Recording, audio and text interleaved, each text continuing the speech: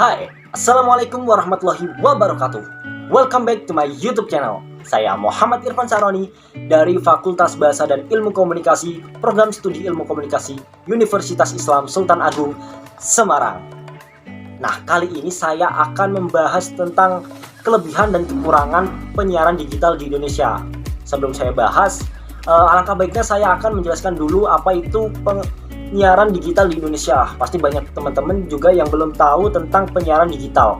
Nah, penyiaran digital adalah sistem penyiaran yang menggunakan sinyal digital. Sistem penyiaran digital merupakan perkembangan yang sangat pesat di dunia penyiaran, di mana terdapat peningkatan kapasitas layanan melalui efisiensi pemanfaatan spektrum frekuensi radio. Nah, terus apa sih bedanya penyiaran digital dengan penyiaran analog? Nah, dalam penyiaran analog, semakin jauh dari stasiun pemancar televisi, sinyal akan semakin melemah dan penerimaan gambar menjadi buruk dan berbayang. Sinyal analog juga cenderung tidak stabil dan sering terganggu oleh faktor cuaca dan sebagainya.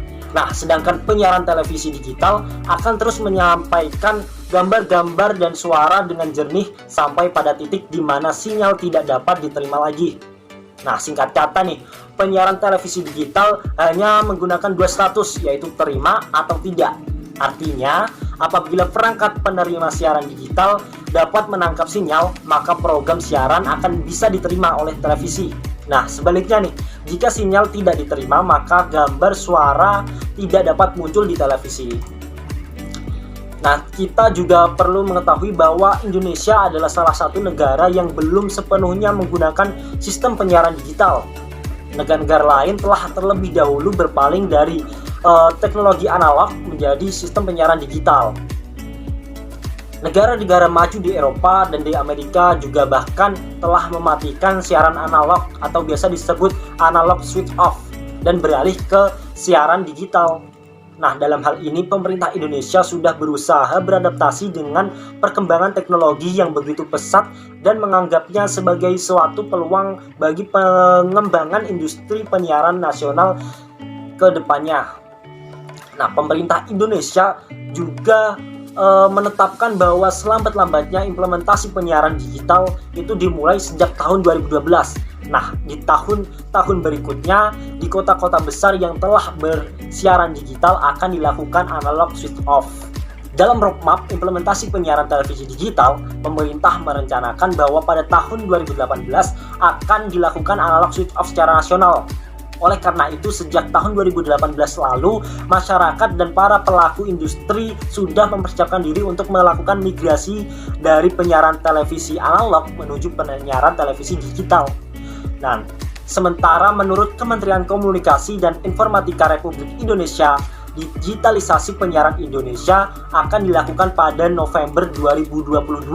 Langkah ini adalah langkah yang besar dalam membuat penyiaran televisi di Indonesia semakin baik ke depannya. Nah, itu penjelasan dari teknologi penyiaran digital. Nah, sekarang kita akan masuk membahas kelebihan dan kekurangan sistem penyiaran digital. Kita mulai dari membahas kelebihan sistem penyiaran digital terlebih dahulu. Nah, kelebihan yang pertama yaitu penyiaran digital memiliki kualitas gambar dan suara yang diterima jauh lebih baik dibandingkan dengan siaran analog, di mana tidak ada lagi gambar yang berbayang atau segala bentuk noise, biasa disebut bintik-bintik semut pada monitor TV. Nah, penayangan digital menghasilkan gambar yang lebih stabil dan tajam. Sistem penyiaran digital menggunakan sinyal khusus yang tidak dapat diganggu oleh faktor-faktor eksternal seperti cuaca dan sebagainya. Nah, kelebihan yang kedua yaitu penyiaran digital memiliki kemampuan penyiaran dalam HDTV. Sistem penyiaran digital mampu menghasilkan tayangan HD dengan 1080 megapiksel. Dengan HDTV, gambar yang dihasilkan akan lebih berwarna dan lebih nyaman untuk disaksikan oleh masyarakat Indonesia. Nah, yang ketiga, kemampuan multi-channel. Jadi, penyiaran digital memiliki kemampuan multi-channel. Apa sih kemampuan multi-channel itu? Kemampuan multi-channel yaitu adalah paket pilihan channel yang bisa dinikmati oleh para pengguna televisi digital. Biasanya channel seperti ini datang berupa paket channel dengan kriteria yang sama. Nah, yang keempat dan yang terakhir, penyiaran digital memiliki kemampuan penyediaan layanan interaktif di mana pemirsa dapat secara langsung memberikan rating terhadap suatu program siaran. Dengan beralihnya ke sistem penyiaran digital akan memajukan teknologi penyiaran digital di Indonesia. Nah, itulah beberapa kelebihan dari penyiaran digital. Nah, sekarang kita mau membahas kekurangan dari penyiaran digital. Apa saja nih kekurangan dari penyiaran digital? Yang pertama adalah kendala operasional dalam proses migrasi total dari teknologi analog menuju teknologi digital. Sangatlah terkait dengan kesiapan mayoritas penonton televisi di Indonesia yang notabene masih menggunakan televisi analog. Kondisi ini tentunya akan memperlambat proses migrasi total karena mau tak mau kebijakan simulcast harus memperhatikan kecukupan waktu. Lama jangka waktu simulcast harus dibedakan antara daerah ekonomi maju dengan daerah ekonomi kurang maju, sehingga dapat ditinjau kembali sesuai kesiapan masyarakat dan penyelenggara. Sehingga jika pada akhirnya TV analog dapat dihentikan secara total, tidak akan menimbulkan kesenjangan baru. Nah, kekurangan yang kedua adalah digitalisasi juga mengakibatkan kerugian secara teknis bagi lembaga pengelola penyiaran dalam jangka pendek. Seperti yang dilansir dari Harian Bisnis Indonesia pada Selasa 10 April 2012, kerugian justru berasal dari pemancar televisi yang lama yang sudah tidak dapat digunakan. Yang ketiga, teknologi penyiaran digital juga menuntut keahlian khusus penggunanya dalam mengoperasikan alat, termasuk memperbaiki jika terdapat kerusakan. Keahlian dalam kaitan ini sangat terkait dengan sumber daya manusia yang harus mengikuti dan mampu bersinergi dalam digitalisasi. Nah, dalam banyak kasus operator senior yang pendidikannya belum mengikuti kebaruan teknologi secara pribadi tidak dapat mengikuti perkembangan teknologi, pada akhirnya akan tersisih dan tidak terpakai.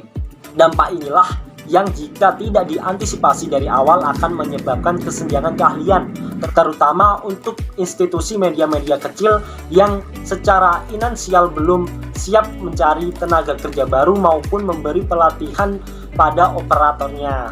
Nah, itulah tadi beberapa kekurangan dari penyiaran digital yang saya ketahui. Nah, migrasi teknologi sendiri dari analog menuju digital sebenarnya tidak dapat dilaksanakan secara terburu-buru tanpa adanya persiapan yang matang. Transisi ini dalam prakteknya sangat terkait dengan kesiapan infrastruktur dan teknologi. Kesediaan infrastruktur yang memadai, pemilihan jenis atau standar teknologi yang tepat, pemahaman atas kelebihan dan kekurangan teknologi digital, serta kesiapan aspek non-teknologi seperti kondisi sosial, ekonomi, literasi masyarakat, dan payung regulasi yang memadai akan menjamin semua stakeholder yang berkepentingan, baik pemerintah, perusahaan siaran, dan terutama masyarakat, tidak akan dirugikan oleh proyek digitalisasi penyiaran. Nah, sebaliknya, dengan terpenuhinya keberagaman kepemilikan dan keberagaman isi, digitalisasi penyiaran diharapkan dapat memberikan manfaat maksimal bagi dunia penyiaran di Indonesia. Nah, demikianlah pembahasan penyiaran digital dari saya. Kurang lebihnya saya mohon maaf dan terima kasih telah menonton video saya. Sampai jumpa dan wassalamualaikum.